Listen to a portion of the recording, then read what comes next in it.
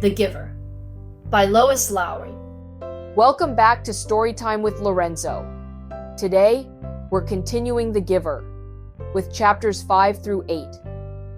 If you're just joining us, we've already read chapters 1 through 4, which you can find in our previous videos.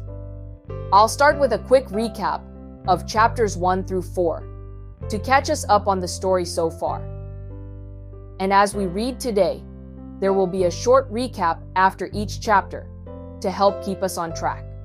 Let's jump right in. Chapter 1, Recap. We meet Jonas and learn about the strict, rule-oriented society he lives in, where sameness is highly valued and deviations are not tolerated. Jonas is anxious about the upcoming ceremony of 12, where each child receives a job assignment. At dinner, he shares his feelings with his family as part of their nightly ritual. Chapter 2, Recap. Jonas confides in his parents about his fears surrounding the ceremony of 12, particularly his concerns about finding a role that suits him. His father reassures him, explaining that the committee carefully observes each child's skills to assign the perfect job, helping ease Jonas's anxiety. Chapter 3, Recap. We're introduced to baby Gabe, who, like Jonas, has unique light-colored eyes, something unusual in their community. Jonas remembers being scolded for bringing an apple home, hinting at his different perception of the world. This is our first glimpse into Jonas's unique way of seeing things, setting him apart from others. Chapter 4, Recap. Jonas volunteers at a care center as part of his community service, recalling how he's tried many jobs but hasn't settled on any specialty. He's worried about his assignment at the ceremony since he lacks a specific focus, unlike his friend Benjamin, who excels at the rehabilitation center. While there, Jonas helps bathe an elderly woman named Larissa, who shares her thoughts about a recent release ceremony. Jonas learns that releases are often spoken about, but remain a mystery, hinting at deeper aspects of his society's rules and customs. The Giver by Lois Lowry. Chapter 5. Usually, at the morning ritual, when the family members told their dreams, Jonas didn't contribute much. He rarely dreamed. Sometimes he awoke with a feeling of fragments afloat in his sleep, but he couldn't seem to grasp them and put them together into something worthy of telling at the ritual. But this morning was different. He had dreamed very vividly the night before. His mind wandered while Lily, as usual, recounted a lengthy dream, this one a frightening one, in which she had, against the rules, been riding her mother's bicycle and been caught by the security guards. They all listened carefully and discussed with Lily the warning that the dream had given. "Thank you for your dream, Lily." Jonas said the standard phrase automatically and tried to pay better attention while his mother told of a dream fragment, a disquieting scene where she had been chastised for a rule infraction she didn't understand. Together, they agreed that it probably resulted from her feelings when she had reluctantly dealt punishment to the citizen who had broken the major rules a second time. Father said that he'd had no dreams. "Gabe?" Father asked, looking down at the basket where the new child lay gurgling after his feeding, ready to be taken back to the nurturing center for the day. They all laughed. Dream telling began with threes. If new children dreamed, no one knew. "Jonas?" Mother asked. They always asked, though they knew how rarely Jonas had a dream to tell. "I did dream last night," Jonas told them. He shifted in his chair, frowning. Good, Father said. Tell us. The details aren't clear, really, Jonas explained, trying to recreate the odd dream in his mind. I think I was in the bathing room at the house of the old. That's where you were yesterday, Father pointed out. Jonas nodded. But it wasn't really the same. There was a tub in the dream, but only one. And the real bathing room has rows and rows of them.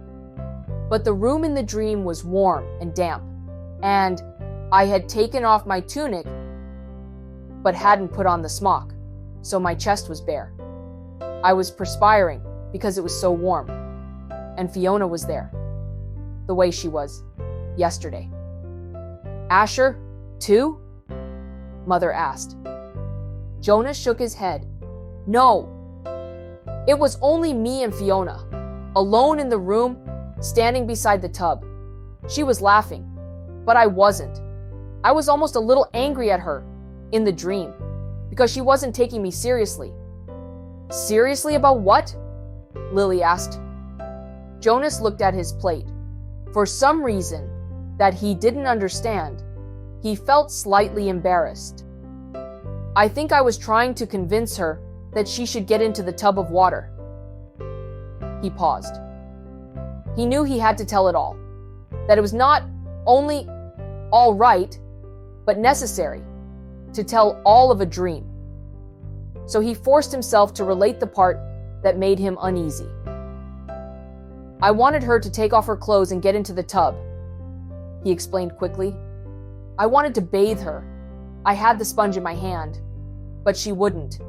She kept laughing and saying no. He looked up at his parents. That's all, he said. Can you describe the strongest feeling in your dream, son? Father asked. Jonas thought about it. The details were murky and vague, but the feelings were clear and flooded him again now, as he thought. The wanting, he said. I knew that she wouldn't, and I think I knew that she shouldn't, but I wanted it so terribly. I could feel the wanting all through me. Thank you for your dream, Jonas, Mother said after a moment. She glanced at Father. Lily, Father said, it's time to leave for school. Would you walk beside me this morning and keep an eye on the new child's basket? We want to be certain he doesn't wiggle himself loose. Jonas began to rise to collect his school books. He thought it surprising that they hadn't talked about his dream at length before the thank you. Perhaps they found it as confusing as he had. Wait, Jonas, Mother said gently. I'll write an apology to your instructor so that you won't have to speak, for being late. He sank back down into his chair, puzzled. He waved to Father and Lily as they left the dwelling, carrying Gabe in his basket. He watched while Mother tidied the remains of the morning meal and placed the tray by the front door for the collection crew. Finally, she sat down beside him at the table. Jonas, she said with a smile, the feeling you described as the wanting, it was your first stirrings. Father and I have been expecting it to happen to you. It happens to everyone. It happened to Father when he was your age. And it happened to me. It will happen someday to Lily. And very often, Mother added, it begins with a dream. Stirrings. He had heard the word before. He remembered that there was a reference to the stirrings in the Book of Rules, though he didn't remember what it said. And now and then the speaker mentioned it. Attention! A reminder that stirrings must be reported in order for treatment to take place. He had always ignored that announcement because he didn't understand it, and it had never seemed to apply to him in any way. He ignored, as most citizens did, many of the commands and reminders read by the speaker. Do I have to report it? He asked his mother. She laughed. You did, in the dream telling. That's enough. But what about the treatment? The speaker says that treatment must take place. Jonas felt miserable. Just when the ceremony was about to happen, his ceremony of 12, would he have to go away someplace for treatment? Just because of a stupid dream?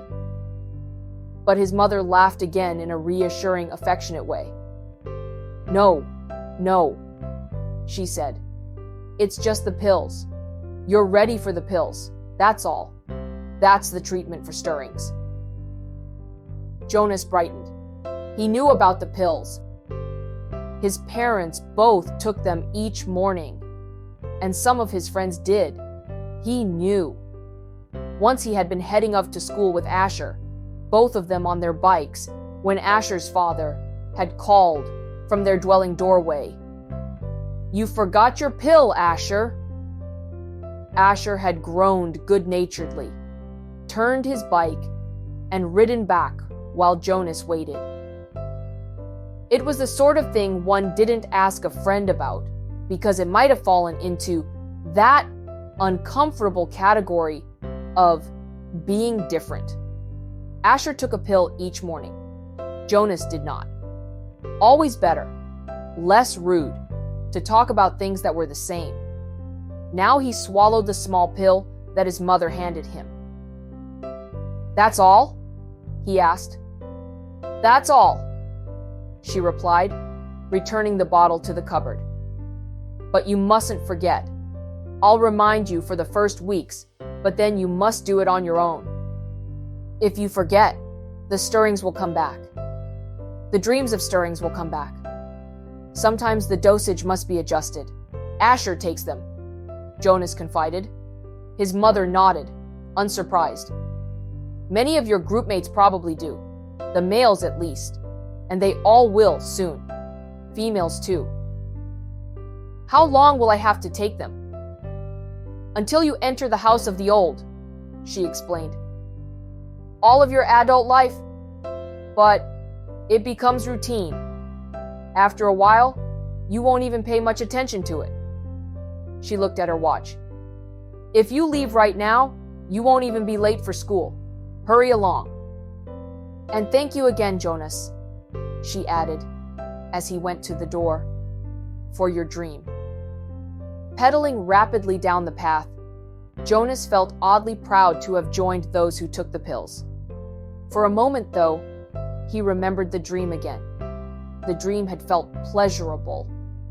Though the feelings were confused, he thought that he had liked the feelings that his mother had called stirrings. He remembered that upon waking, he had wanted to feel the stirrings again. Then, in the same way that his own welling slipped away behind him as he rounded a corner on his bicycle, the dream slipped away from his thoughts. Very briefly, a little guiltily, he tried to grasp it back, but the feelings had disappeared. The stirrings were gone. Chapter 5. Recap. During breakfast, Jonas's family shares their dreams, just as they share their feelings each night at dinner. Jonas describes a dream involving his friend Fiona, feeling a strong desire he doesn't fully understand. His mother explains that he's experiencing stirrings, common feelings that are avoided in their society by taking a daily pill. Jonas begins taking the pills and soon forgets the details of his dream.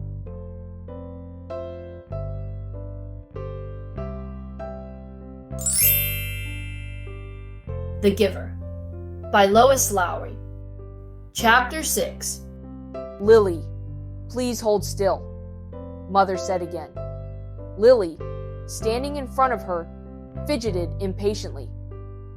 "I can tie them myself," she complained. "I always have." "I know that," Mother replied, straightening the hair ribbons on the little girl's braids. "But I also know that they constantly come loose, and more often than not, they're dangling down your back by afternoon. Today, at least, we want them to be neatly tied, and to stay neatly tied." "I don't like hair ribbons," I'm glad I only have to wear them one more year, Lily said irritably. Next year, I get my bicycle too, she added more cheerfully.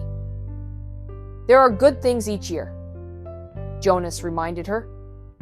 This year you get to start your volunteer hours. And remember last year, when you became a 7, you were so happy to get your front button jacket. The little girl nodded and looked down at herself, at the jacket with its row of large buttons that designated her as a 7.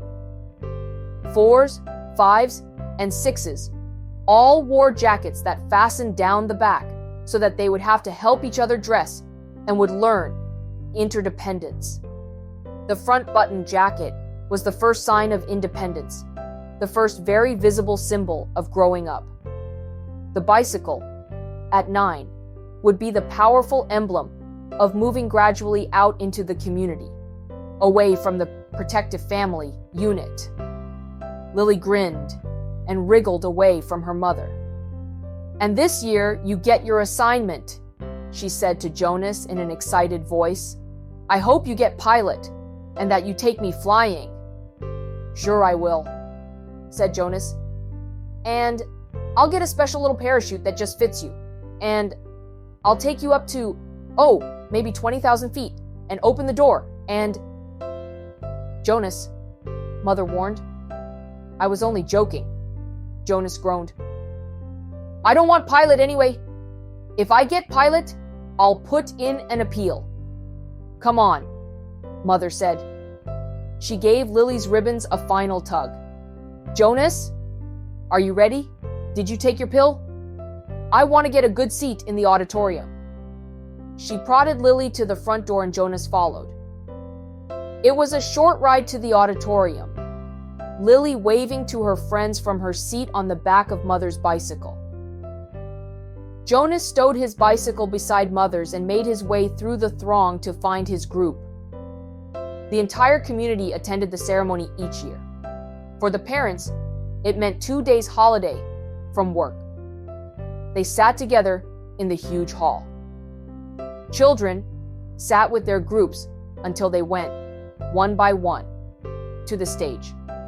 Father, though, would not join Mother in the audience right away.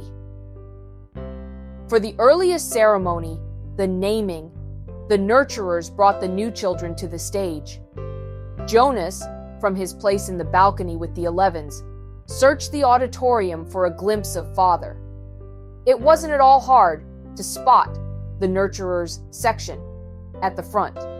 Coming from it were the wails and howls of the new children who sat squirming on the nurturers' laps. At every other public ceremony, the audience was silent and attentive. But once a year, they all smiled indulgently at the commotion from the little ones waiting to receive their names and families. Jonas finally caught his father's eye and waved. Father grinned and waved back, then held up the hand of the new child on his lap, making it wave too. It wasn't Gabriel. Gabe was back at the nurturing center today, being cared for by the night crew. He had been given an unusual and special reprieve from the committee, and granted an additional year of nurturing before his naming and placement.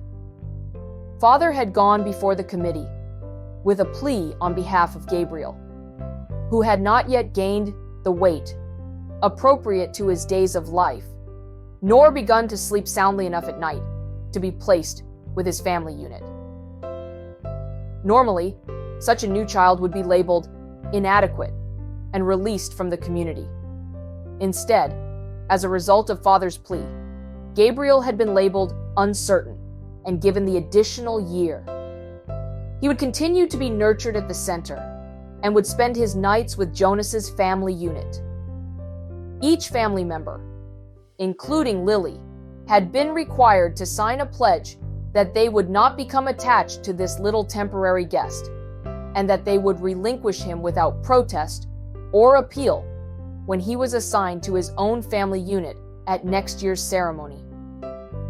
At least Jonas thought, after Gabriel was placed next year, they would still see him often because he would be part of the community. If he were released, they would not see him again. Ever. Those who were released, even as new children, were sent elsewhere and never returned to the community. Father had not had to release a single new child this year, so Gabriel would have represented a real failure and sadness.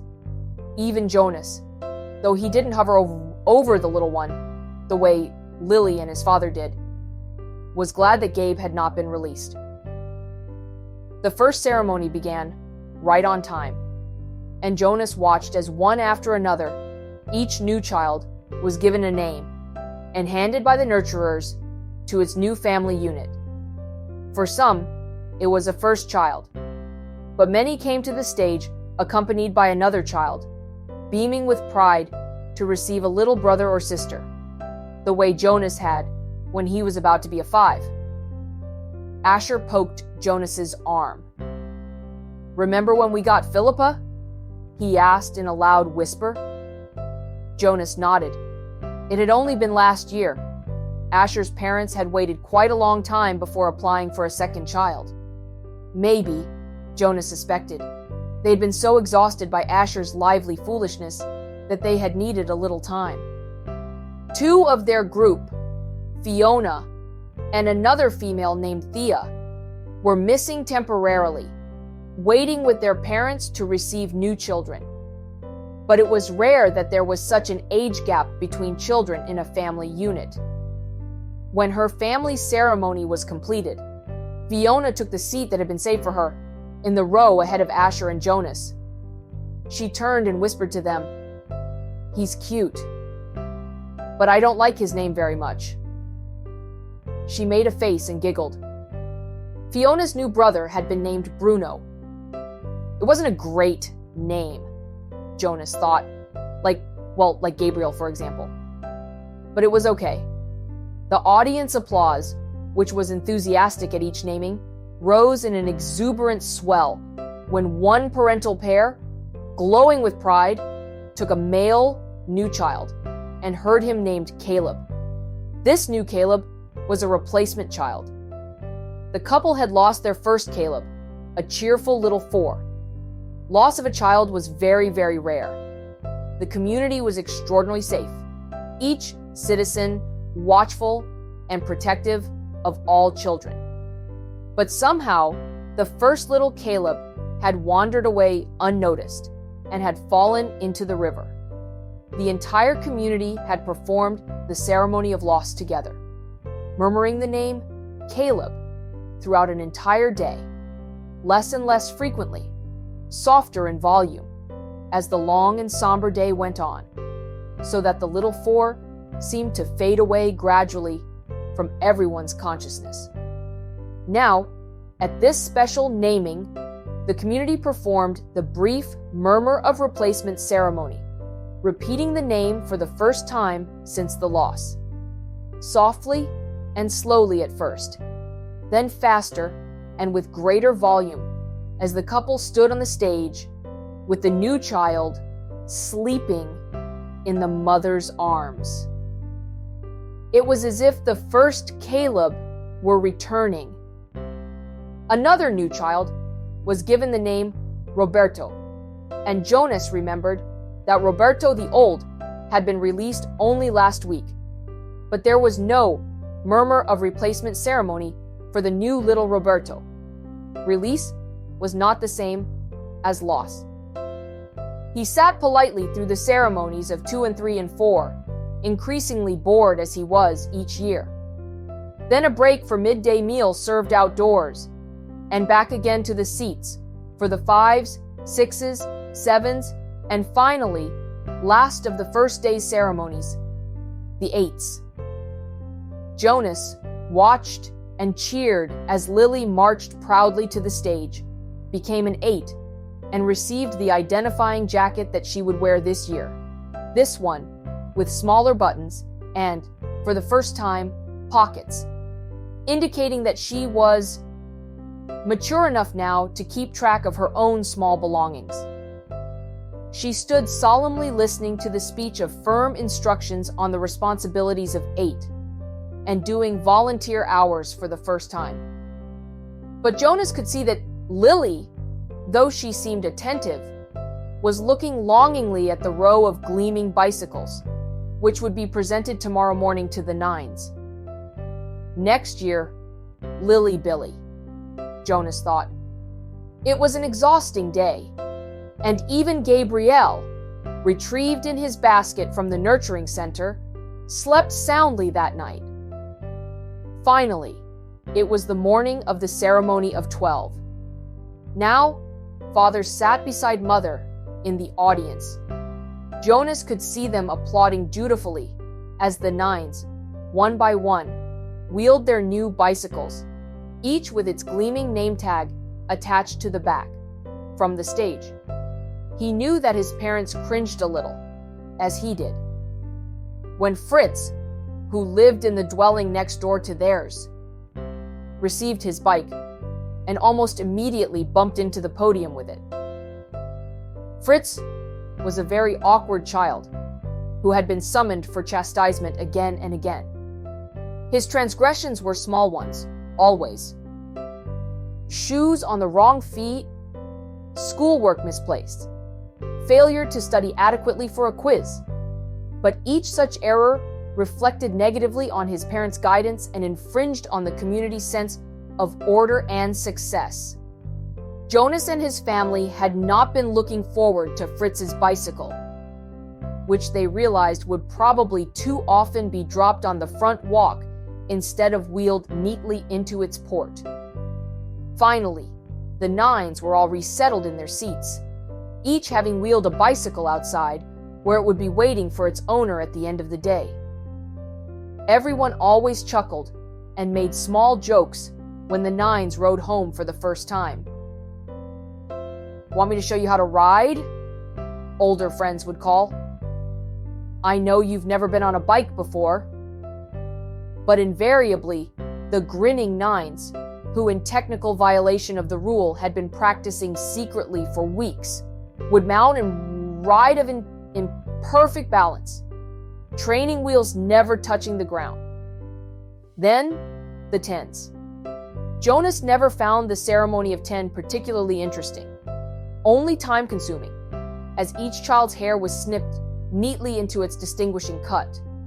Females lost their braids at 10, and males, too, relinquished their long, childish hair and took on the more manly short style, which exposed their ears. Laborers moved quickly to the stage with brooms and swept away the mounds of discarded hair.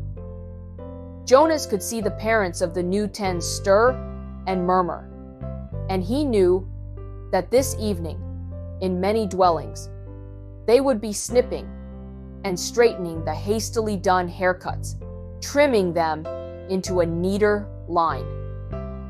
11s. It seemed a short time ago that Jonas had undergone the ceremony of 11, but he remembered that it was not one of the more interesting ones. By 11, one was only waiting to be 12. It was simply a marking of time with no meaningful changes. There was new clothing, different undergarments for the females, whose bodies were beginning to change, and longer trousers for the males, with a specially shaped pocket for the small calculator that they would use this year in school. But those were simply presented in wrapped packages without an accompanying speech. Break for midday meal. Jonas realized he was hungry. He and his group mates congregated by the tables in front of the auditorium and took their packaged food. Yesterday, there had been merriment at lunch, a lot of teasing and energy.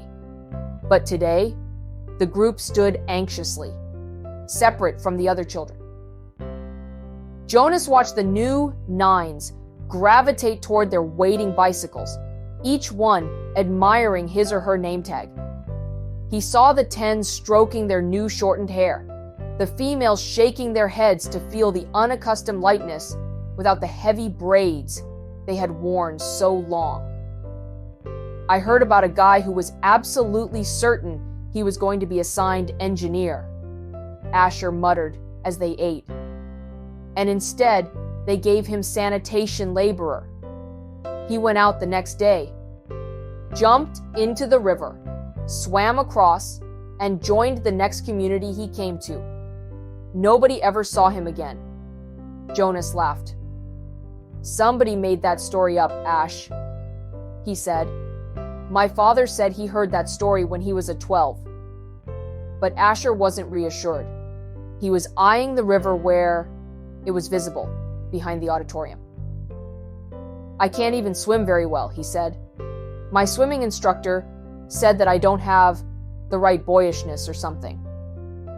"Buoyancy," Jonas corrected him. "Whatever. I don't have it. I sink." "Anyway," Jonas pointed out, "have you ever once known of anyone, I mean really known for sure, Asher, not just heard a story about it, who joined another community?"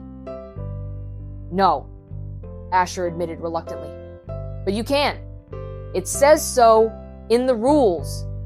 If you don't fit in, you can apply for elsewhere and be released. My mother says that once, about 10 years ago, someone applied and was gone the next day." Then he chuckled. "She told me that because I was driving her crazy. She threatened to apply for elsewhere. She was joking." "I know.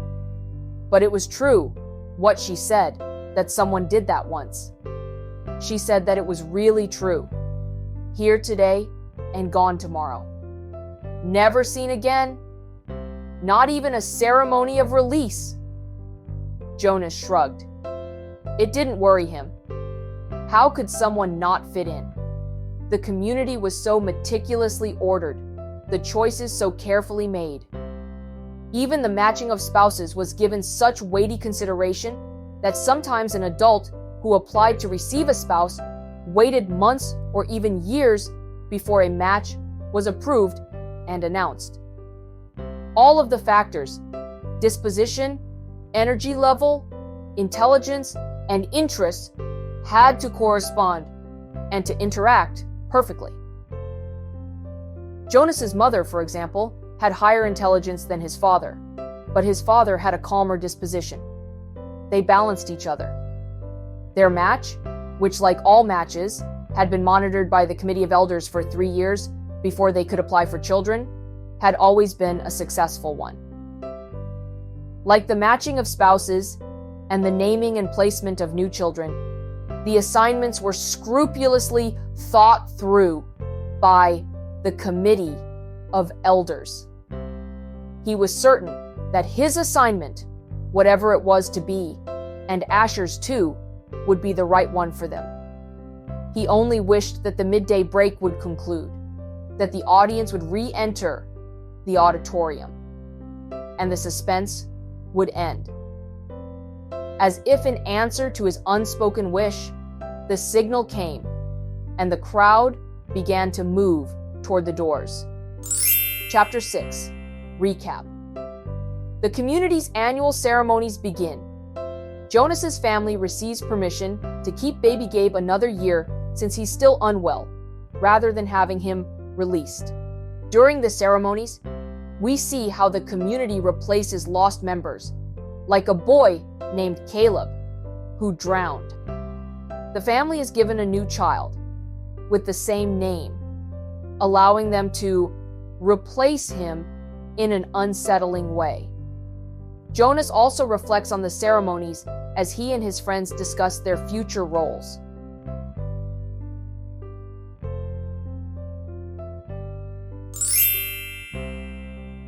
The Giver by Lois Lowry. Chapter 7. Now Jonas's group had taken a new place in the auditorium, trading with the new 11s, so that they sat in the very front, immediately before the stage. They were arranged by their original numbers, the numbers they had been given at birth. The numbers were rarely used after the naming. But each child knew his number, of course. Sometimes parents use them in irritation at a child's misbehavior, indicating that mischief made one unworthy of a name. Jonas always chuckled when he heard a parent, exasperated, call sharply to a whining toddler, "That's enough, 23." Jonas was 19. He had been the 19th new child born his year. It had meant that at his naming, he had been already standing and bright-eyed, soon to walk and talk. It had given him a slight advantage the first year or two, a little more maturity than many of his groupmates who had been born in the later months of that year. But it evened out, as it always did, by 3. After 3, the children progressed at much the same level. Though by their first number, one could always tell who was a few months older than others in his group. Technically, Jonas's full number was 1119, since there were other 19s, of course, in each age group. And today, now that the new 11s had been advanced this morning, there were 2 1119s. At the midday break, he had exchanged smiles with the new one, a shy female named Harriet. But the duplication was only for these few hours.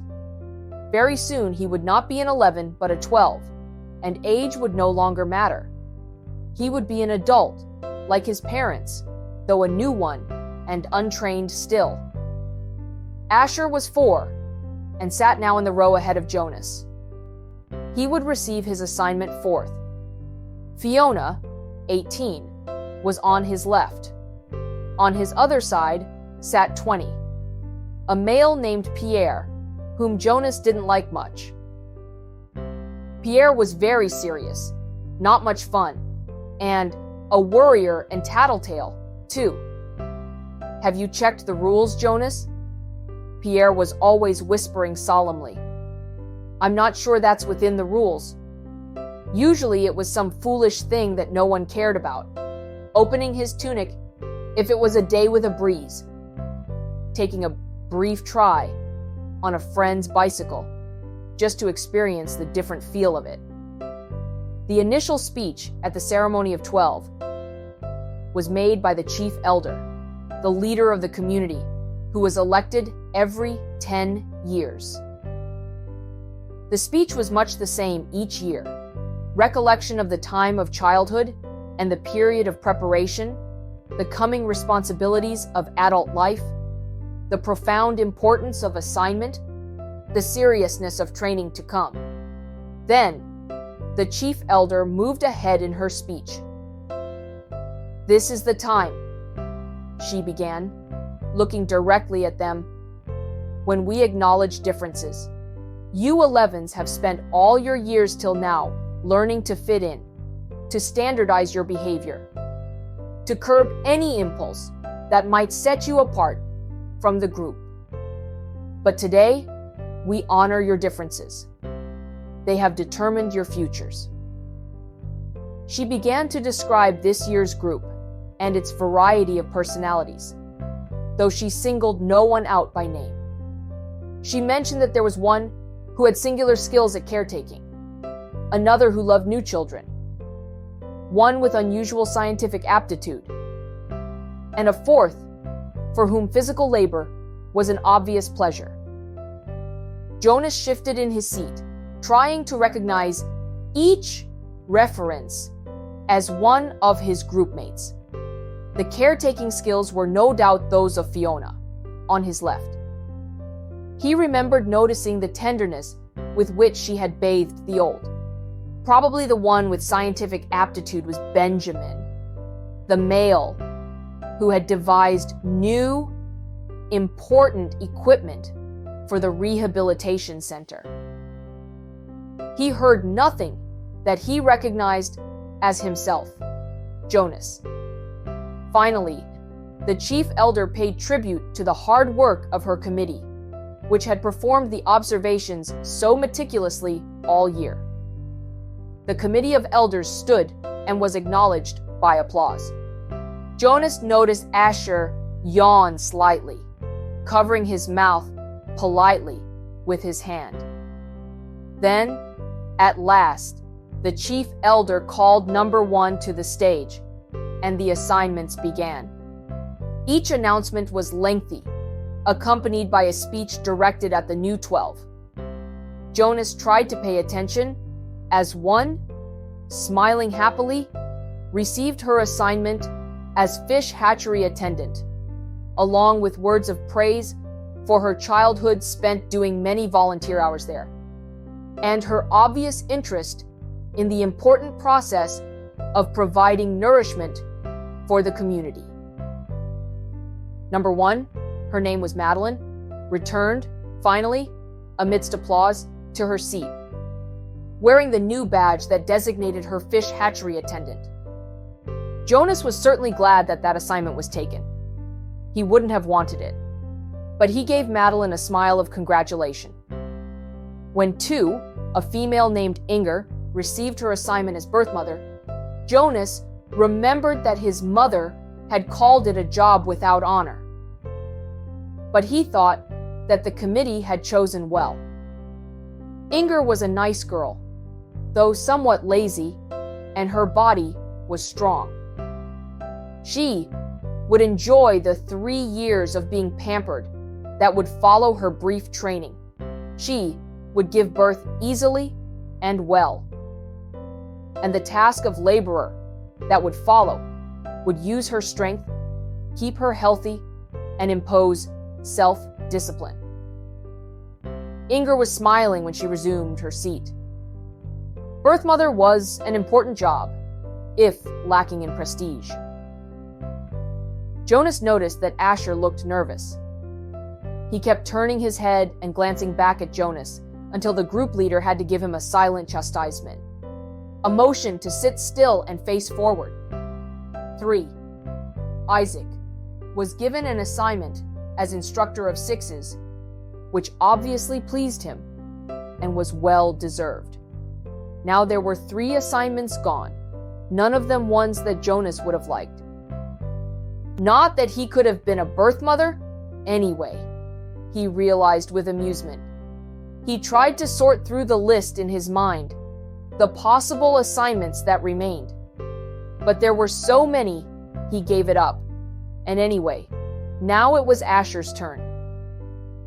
He paid strict attention as his friend went to the stage and stood self-consciously beside the chief elder. All of us in the community know and enjoy Asher, the chief elder began. Asher grinned and scratched one leg with the other foot. The audience chuckled softly.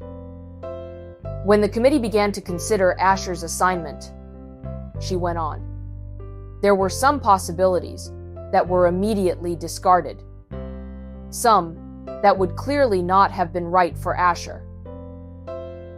For example, she said, smiling, we did not consider for an instant designating Asher an instructor of 3s. The audience howled with laughter. Asher laughed too, looking sheepish, but pleased at the special attention. The instructors of 3s were in charge of the acquisition of correct language. In fact, the chief elder continued, chuckling a little herself, we even gave a little thought to some retroactive chastisement for the one who had been Asher's instructor of 3s so long ago. At the meeting, where Asher was discussed, we retold many of the stories that we all remembered from his days of language acquisition. Especially, she said, chuckling, the difference between snack and smack. Remember, Asher? Asher nodded ruefully, and the audience laughed aloud. Jonas did too. He remembered, though he had been only a 3 at the time himself. The punishment used for small children was a regulated system of smacks with the discipline wand, a thin, flexible weapon that stung painfully when it was wielded. The child care specialists were trained very carefully in the discipline methods. A quick smack across the hands for a bit of minor misbehavior. 3 sharper smacks on the bare legs for a second offense. Poor Asher, who always talked too fast and mixed up words, even as a toddler. As a 3, eager for his juice and crackers at snack time, he one day said smack instead of snack as he stood waiting in line for the morning treat. Jonas remembered it clearly. He could still see little Asher wiggling with impatience in the line. He remembered the cheerful voice call out, "I want my smack." The other 3s, including Jonas, had laughed nervously. "Snack," they corrected. "You meant snack, Asher." But the mistake had been made. And precision of language was one of the most important tasks of small children. Asher had asked for a smack. The discipline wand, in the hand of the child care worker, whistled as it came down across Asher's hands. Asher whimpered, cringed, and corrected himself instantly. "Snack," he whispered. But the next morning, he had done it again. And again the following week. He couldn't seem to stop, though for each lapse, the discipline wand came again, escalating to a series of painful lashes that left marks on Asher's legs. Eventually, for a period of time, Asher stopped talking altogether when he was a 3. For a while, the chief elder said, relating the story, "We had a silent Asher, but he learned." She turned to him with a smile. When he began to talk again, it was with greater precision. And now his lapses are very few. His corrections and apologies are very prompt, and his good humor is unfailing. The audience murmured in agreement. Asher's cheerful disposition was well known throughout the community. Asher. She lifted her voice to make the official announcement. "We have given you the assignment of Assistant Director of Recreation." She clipped on his new badge as he stood beside her, beaming. Then he turned and left the stage as the audience cheered. When he had taken his seat again, the chief elder looked down at him and said the words that she had said now 4 times and would say to each new 12. Somehow, she gave it special meaning for each of them. "Asher," she said, "thank you for your childhood." The assignments continued, and Jonas watched and listened, relieved now by the wonderful assignment his best friend had been given. But he was more and more apprehensive as his own approached.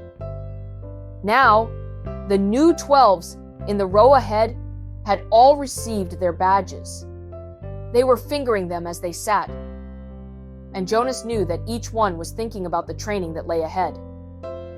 For some, one studious male had been selected as doctor, a female as engineer, and another for law and justice. It would be years of hard work and study. Others, like laborers and birth mothers, would have a much shorter training period. 18, Fiona, on his left, was called. Jonas knew she must be nervous, but Fiona was a calm female. She had been sitting quietly, serenely, throughout the ceremony. Even the applause, though enthusiastic, seemed serene when Fiona was given the important assignment of caretaker of the old. It was perfect for such a sensitive, gentle girl, and her smile was satisfied and pleased when she took her seat beside him again. Jonas prepared himself to walk to the stage when the applause ended, and the chief elder picked up the next folder and looked down to the group to call forward the next new 12. He was calm now that his turn had come. He took a deep breath and smoothed his hair with his hand. 20, he heard her voice say clearly. Pierre. She skipped me, Jonas thought, stunned. Had he heard wrong? No. There was a sudden hush in the crowd, and he knew that the entire community realized that the chief elder had moved from 18 to 20, leaving a gap. On his right, Pierre, with a startled look, rose from his seat and moved to the stage. A mistake. She made a mistake. But Jonas knew, even as he had the thought, that she hadn't. The chief elder made no mistakes, not at the ceremony of 12. He felt dizzy and couldn't focus his attention. He didn't hear what assignment Pierre received and was only dimly aware of the applause as the boy returned, wearing his new badge. Then, 21, 22. The numbers continued in order. Jonas sat, dazed, as they moved into the 30s and then the 40s, nearing the end. Each time, at each announcement, his heart jumped for a moment, and he thought wild thoughts. Perhaps now she would call his name. Could he have forgotten his own number? No. He had always been 19. He was sitting in the seat marked 19. But she had skipped him. He saw the others in his group glance at him, embarrassed, and then avert their eyes quickly. He saw a worried look on the face of his group leader. He hunched his shoulders and tried to make himself smaller in the seat.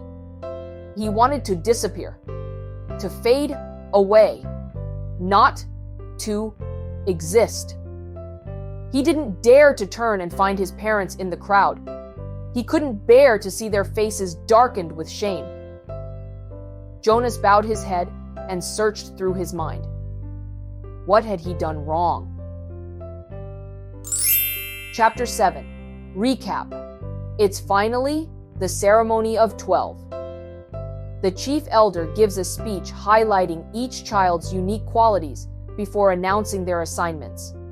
Asher becomes the assistant director of recreation, a perfect fit for his personality, while Fiona is assigned to be a caretaker of the old. But when it's Jonas's turn, the chief elder skips over him, leaving Jonas and the whole audience anxious and confused.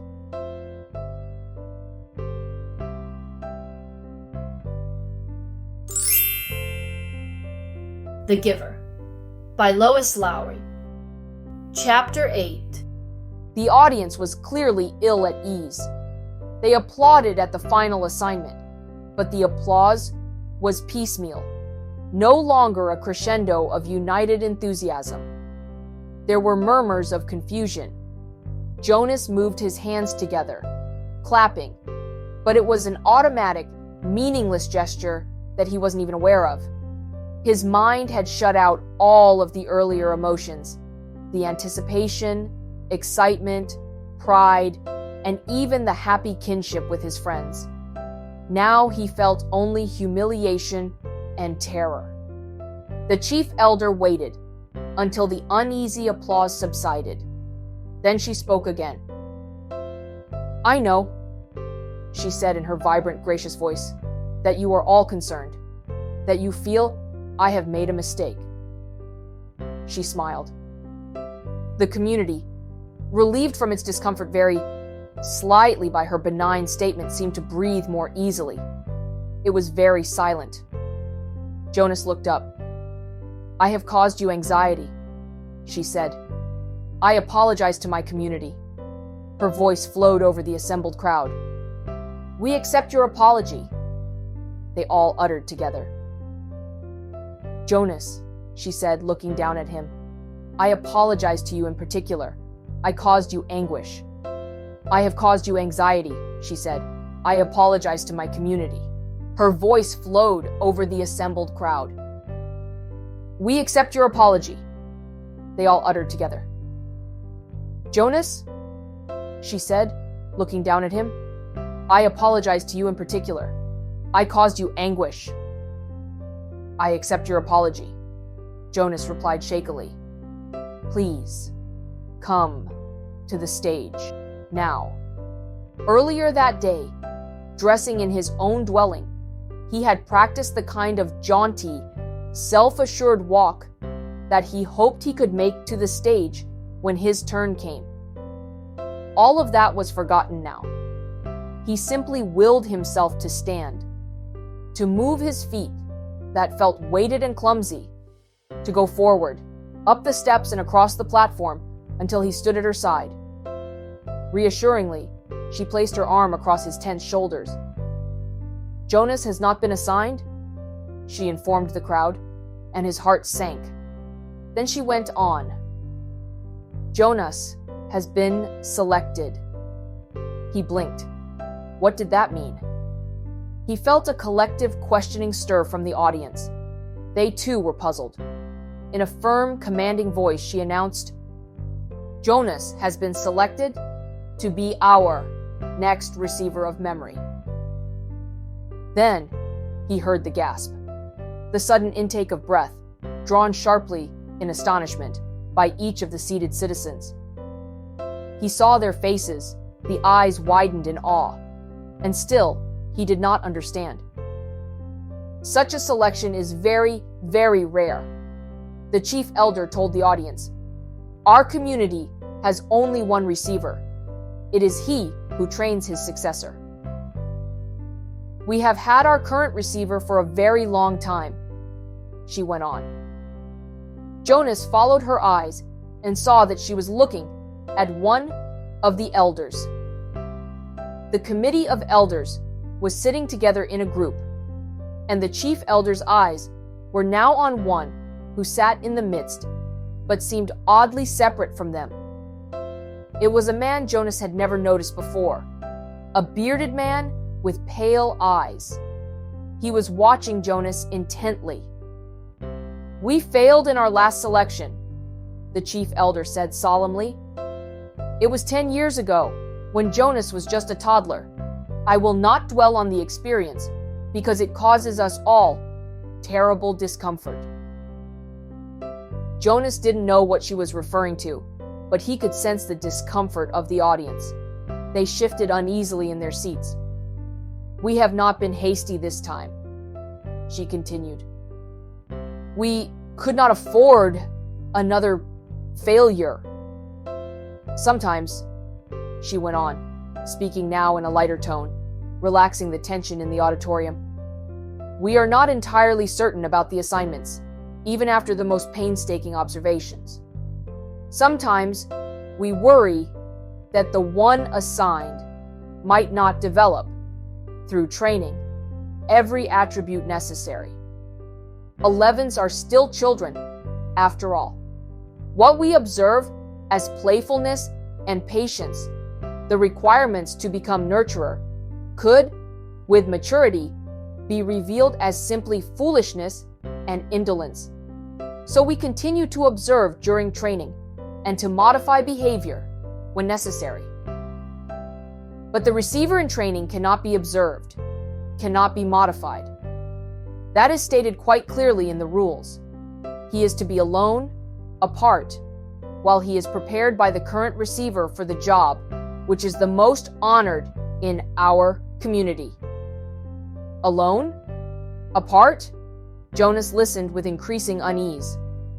Therefore, the selection must be sound. It must be a unanimous choice of the committee. They can have no doubts, however fleeting. If, during the process, an elder reports a dream of uncertainty, that dream has the power to set a candidate aside instantly. Jonas was identified as a possible receiver many years ago. We have observed him meticulously. There were no dreams of uncertainty. He has shown all of the qualities that a receiver must have. With her hand still firmly on his shoulder, the chief elder listed the qualities. "Intelligence," she said. "We are all aware that Jonas has been a top student throughout his school days." "Integrity," she said next. "Jonas has, like all of us, committed minor transgressions." She smiled at him. "We expect that. We hoped also that he would present himself promptly for chastisement, and he has always done so. Courage, she went on. Only one of us here today has ever undergone the rigorous training required of a receiver. He, of course, is the most important member of the committee, the current receiver. It was he who reminded us, again and again, of the courage required. Jonas, she said, turning to him, but speaking in a voice that the entire community could hear. The training required of you involves pain. Physical pain. He felt fear flutter within him. You have never experienced that. Yes, you have scraped your knees in falls from your bicycle. Yes, you crushed your finger in a door last year. Jonas nodded, agreeing, as he recalled the incident and its accompanying misery. But you will be faced now, she explained gently, with pain of a magnitude that none of us here can comprehend because it is beyond our experience. The receiver himself was not able to describe it, only to remind us that you would be faced with it, that you would need immense courage. We cannot prepare you for that. But we feel certain that you are brave, she said to him. He did not feel brave at all. Not now. The fourth essential attribute, the chief elder said, is wisdom. Jonas has not yet acquired that. The acquisition of wisdom will come through his training. We are convinced that Jonas has the ability to acquire wisdom. That is what we looked for. Finally, the receiver must have one more quality, and it is one which I can only name, but not describe. I do not understand it. You members of the community will not understand it either. Perhaps Jonas will, because the current receiver has told us that Jonas already has this quality. He calls it the capacity to see beyond. The chief elder looked at Jonas with a question in her eyes. The audience watched him too. They were silent.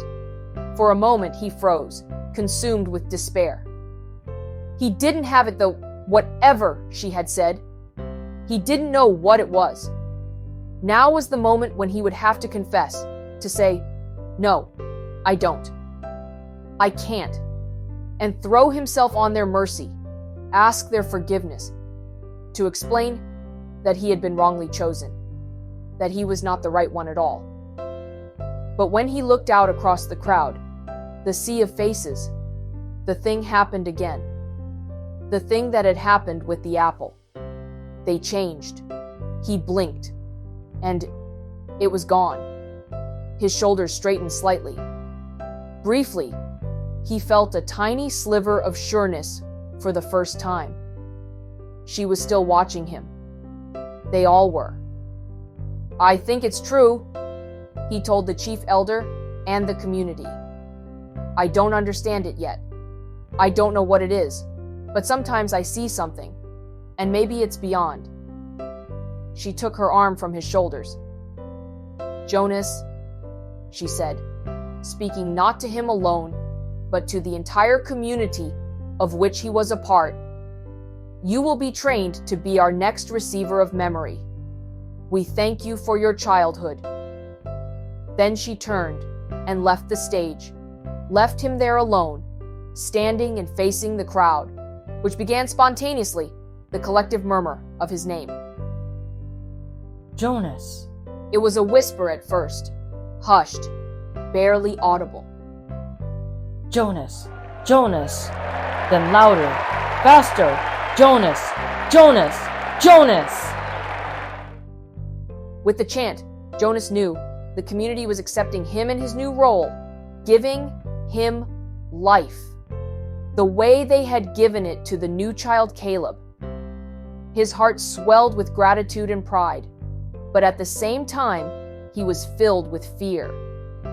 He did not know what his selection meant. He did not know what he was to become, or what would become of him. Chapter 8. Recap. The chief elder finally explains her decision to skip Jonas. He's been chosen for a rare and important role as the receiver of memory.